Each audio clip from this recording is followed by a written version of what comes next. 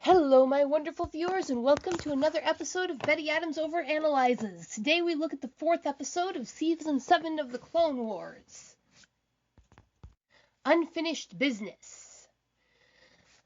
There are going to be several serious spoilers in this review, so you have been warned. Once again, the creators of the Clone Wars do not disappoint. We get everything we expected from the Clone Wars with a fun few twists. We'll start with the real story, the story with actual stakes, the one we care about. What is up with Echo and what horrible fate is bearing down on our beloved Captain Rex? Enough time has passed that Echo's face is filled out and lost most of the gray tinge she has gained from being trapped in the calculation chamber. Now, in the Star Wars universe, the healing methods, especially for the clones, are very advanced, so that we don't know how long this has been, but it hasn't been very long. But Echo wants to get right back in the saddle again. Rex is not so sure he wants him to.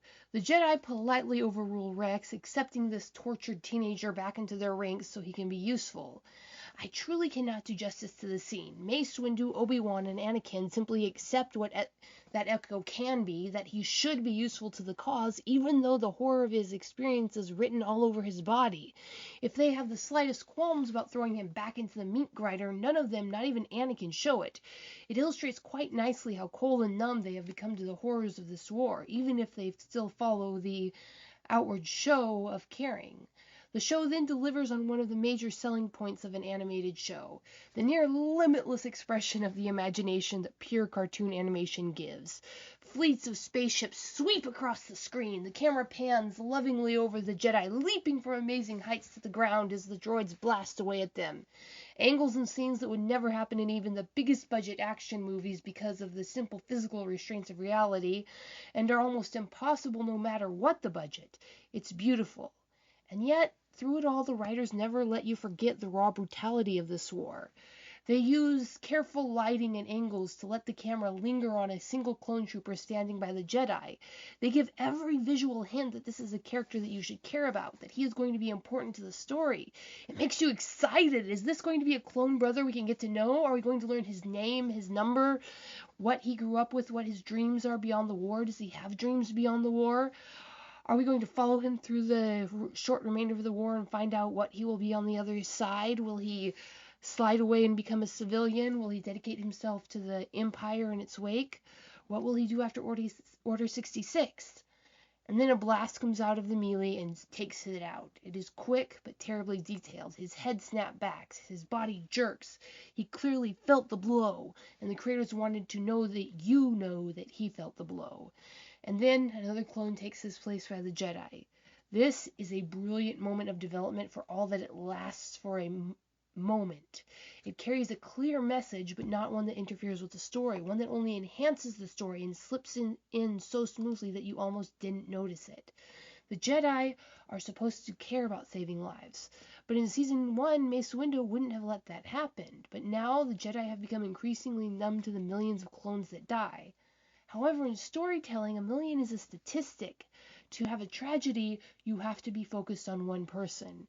By focusing your attention on only one of the brothers and letting him die alone, but clearly in your vision, you feel his death, and through it the callousness of the Jedi as they let these children fight for them. And yet they do care. They have at least a lifetime of caring behind them, of trying to do the truly compassionate thing.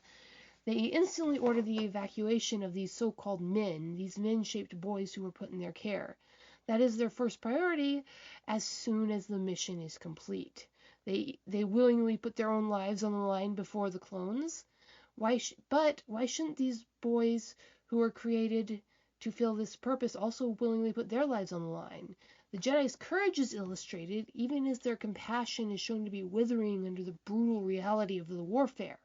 And this is mirrored by the delightfully terrifying compassion Anakin is showing to Echo in the beginning scenes in the first half of the episode. You can't forget where his story arc is going. The higher Anakin climbs out of the well of his misery and self-focus, the harder will be his fall. And the show does not disappoint on this emotional promise. Just when you are really getting into Anakin's character, when he seems to be lighting and lightening and rising himself out of the darkness, Darth Vader rears his ugly head right in the middle of Anakin's compassion, making the contrast all the more horrible when you can see and hear the horribly twisted creature in Anakin's still healthy body. With all of these conflicting threads, it makes Mace Windu's final lines feel horribly flat and platitudinous when he speaks to the clones at the end. So, what do you think, my wonderful viewers? What is the point of medals? And what was the point of that final scene where medals are disregarded, even as Rex quietly follows to take his place among the Jedi again? Leave a like if you agree, and leave a comment spearing my arguments like a lightsaber through a separatist admiral if you disagree. Peace out, my wonderful viewers.